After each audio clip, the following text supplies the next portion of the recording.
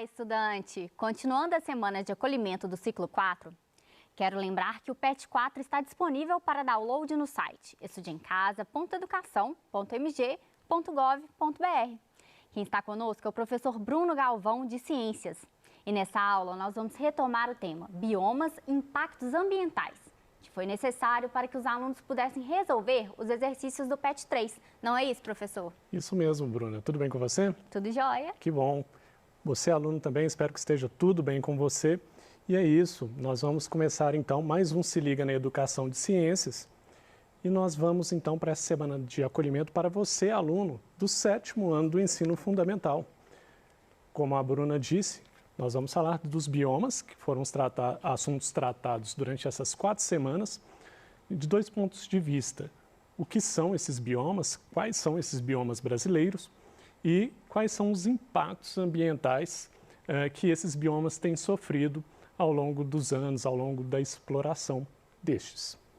Bom, Bruna, esse é um assunto muito interessante e muito atual, porque, afinal de contas, tem se discutido muito sobre desmatamento, queimadas. Que bom, né? Muito bom. Então, é um assunto importante o aluno ter noção de onde que estão os biomas, quais são os biomas brasileiros e o que nós podemos fazer, inclusive, para ajudar aí a diminuir esse impacto. Mas hoje nós vamos resolver algumas questões e o que for possível comentar aqui sobre isso vai ser ótimo. Vamos lá, então, querido aluno do 7º ano. Vou ler para vocês a questão 1, pessoal. O termo bioma pode ser conceituado como, letra A, conjunto formado por seres bióticos e abióticos que interagem entre si, formando um sistema equilibrado. Ah, que ótimo, Bruna. Esse conceito aqui, ele às vezes é muito confundido com bioma, sabe? Então, veja bem, meu aluno, quando nós falamos de um conjunto formado por seres bióticos e abióticos, então nós estamos falando de fatores bióticos, fatores vivos que modificam o ambiente, e seres abióticos ou fatores abióticos não vivos. Quando nós pensamos em fatores não vivos, nós estamos falando da água, né, que pode ser da chuva ou mesmo de um rio correndo. Nós estamos falando do vento, nós estamos falando do calor do sol, né, da temperatura daquela região. Então, esse conceito aqui, na verdade, ele não é um conceito de bioma por causa do seguinte. Quando nós falamos apenas da relação de seres bióticos e abióticos, ou seja, dos seres vivos e deles com o meio ambiente, esse conceito, na verdade, é o conceito de ecossistema. E ele é muito confundido com o conceito de bioma, porque alguns livros determinam o bioma como um conjunto de ecossistemas. Então, os biomas seriam um conjunto de ecossistemas, ou um ecossistema muito grande, em que se destaca a vida ali dos seres vivos, onde se destaca os animais e as plantas. E esses outros fatores abióticos no bioma, nós tratamos eles da seguinte forma, pensando em como esses fatores estão relacionados com aquele ambiente que nós temos naquele momento. Então, um bioma é uma grande região que pode ter vários ecossistemas dentro dele, onde se estuda os animais e os vegetais que vivem ali e a relação deles também com esses fatores. Mas esse conceito é basicamente o conceito de ecossistema. Vamos para a letra B. O agregado de seres vivos que depende de um dos outros para sobreviver é dividido em produtores, consumidores e decompositores. Obrigado, Bruna. Bom, quando nós falamos então que existe um agregado de seres vivos, nós estamos falando de um conjunto de seres vivos.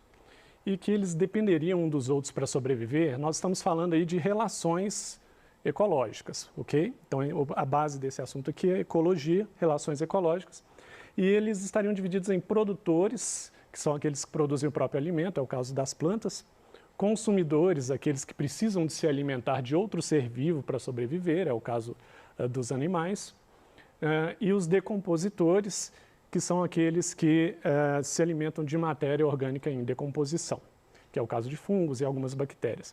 Esse conceito aqui ele está muito mais voltado para o conceito de cadeia alimentar. Nós temos produtores, consumidores, decompositores, e existe uma relação entre eles, onde um depende do outro para viver, porque um se alimenta do outro exceto o caso dos produtores, que são a base de toda essa cadeia. A gente deve pensar nos produtores como aqueles que produzem o alimento primeiramente na terra, e é a partir deles que todos os outros seres vivos são capazes de existir. Portanto, os produtores são a base da existência de vida no planeta. Então, essa ideia aqui está voltada mais para a cadeia alimentar, não é o conceito de bioma, ok? A letra C. O conjunto composto por todos os seres vivos do planeta, exceto as plantas e as algas, que formam a flora. Obrigado, Bruna, mais uma vez.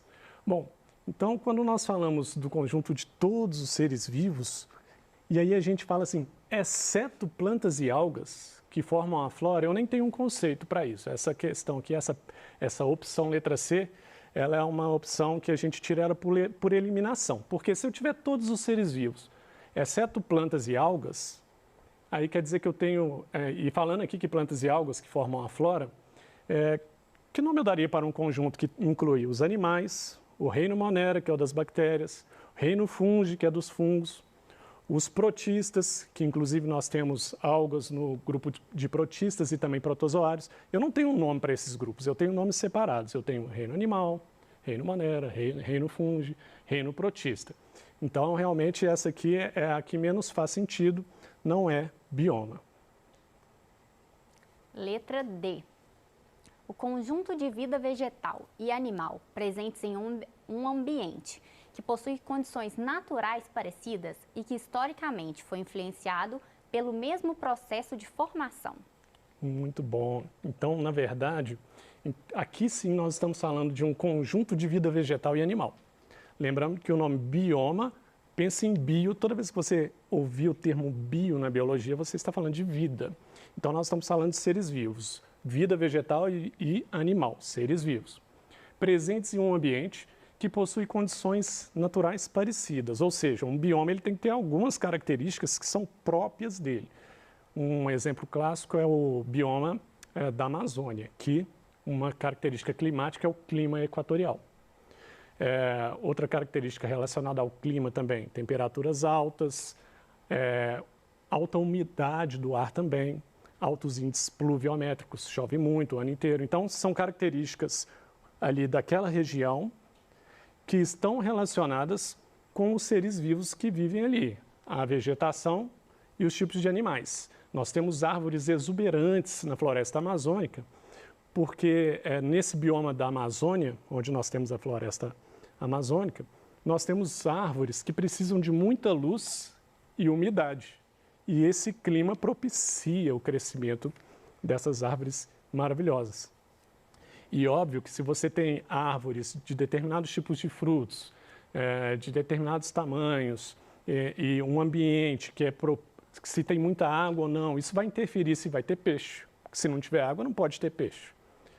Isso vai interferir que tipo de macaco que pode ter ali. Se os macacos vivem em galhos de árvores e muitos se alimentam tanto de frutas quanto de insetos, entre outras coisas, é necessário que tenha árvores com aquelas frutas que ele se alimenta ali. É necessário ter aquele tipo de inseto ali. Então, esse conceito aqui é o mais adequado para o bioma, que é o conjunto de vida vegetal e animal presentes num ambiente que possui condições naturais parecidas, e que historicamente foi influenciado pelo mesmo processo de formação. A pergunta aqui, vou deixar ela em destaque em amarelo agora, para você copiar. Então, esses ambientes eles têm o mesmo processo de formação, porque eles são influenciados pelo mesmo clima, pelo mesmo tipo de fatores abióticos, né? Aqueles fatores não vivos que vão interferir na vida dos fatores vivos. Que tipo de ser vivo que pode ter ali vai depender diretamente desses fatores climáticos. Por isso que os fatores climáticos, a forma que o solo está, se o solo ele é úmido, se o solo é profundo, isso tudo está relacionado com o termo bioma, apesar do termo bioma estar focado nos seres vivos, nos animais e vegetais, porque esses fatores vão influenciar na vida desses animais, desses vegetais, das plantas. Vamos para a próxima. Os principais biomas brasileiros são: letra A, Amazônia, Cerrado, Mata Atlântica, Pampas, Caatinga e Pantanal. A letra B, Mata de Galeria, Cerrado, Amazônia, Pantanal e Igapó. C, biomas costeiros, campos, pampas, pradarias e Mata Atlântica. E a letra D, manguezal, pradarias, Amazônia, Caatinga, Cerrado e Campo Sujo. Obrigado, Bruno. Bom, essas opções que nós temos aqui, eu acho que aqui ficou relativamente fácil. Se você assistiu a minha aula lá direitinho, essa é uma questão fácil da gente resolver. Vou só comentar rapidamente algumas coisas que estão aqui para confundir você na questão. Não que seja isso necessariamente, mas vamos lá. Biomas costeiros. Quando falamos de biomas costeiros, nós estamos falando de biomas que ficam na região costeira de um país. No caso do Brasil, nós poderíamos considerar uma parte da Mata Atlântica como bioma costeiro, porque ele começa lá no nordeste do país, né? E vai passando para Sergipe, Bahia, Espírito Santo, Rio de Janeiro. Só que esse bioma, a Mata Atlântica, ele adentra, ele sai da região de praia, ele pega uma parte de Minas Gerais, que a gente sabe que não tem praia, não é região costeira em Minas Gerais. E aí ele pega também São Paulo, Santa Catarina. Então a Mata Atlântica não seria necessariamente um bioma puramente costeiro. Um outro aqui na letra D, manguezal. Manguezal, na verdade, eu não posso dizer que é um bioma, o manguezal eu até posso dizer que é um ecossistema, que é uma região próxima do contato com o mar. Ele, inclusive, alguns chamam de biomas costeiros, mas ele é um ecossistema que faz parte de biomas costeiros e tem características ali. Ali você encontra caranguejos, certos tipos de animais e plantas que conseguem sobreviver ali numa região alagadiça. Então, nessa questão 2, a resposta correta é a letra A. Nós estudamos, então, a Amazônia, Cerrado, Mata Atlântica, Pampas, Caatinga e Pantanal. Esses aí são os 6 principais biomas brasileiros. Vamos para a questão 3? Vamos lá. Responda. A letra A. O que é serrapilheira? Letra B. Qual o impacto das queimadas e desmatamento na floresta amazônica? E letra C. Qual o impacto da pecuária nos pampas sulinos? Bom, então aqui, Bruna, nós já estamos falando de impactos ambientais, né? E aí é um assunto que eu peço a você, aluno, que preste bastante atenção, porque é muito importante. E a resolução dos exercícios sobre impactos ambientais, basicamente é você ter consciência sobre esse assunto. E você vai ver aqui alguns detalhes que podem te ajudar a resolver outras questões também. Vamos para o primeiro aqui. O que é serrapilheira? Bom, essa primeira questão, então, ela está falando de uma característica muito comum lá no bioma da Amazônia.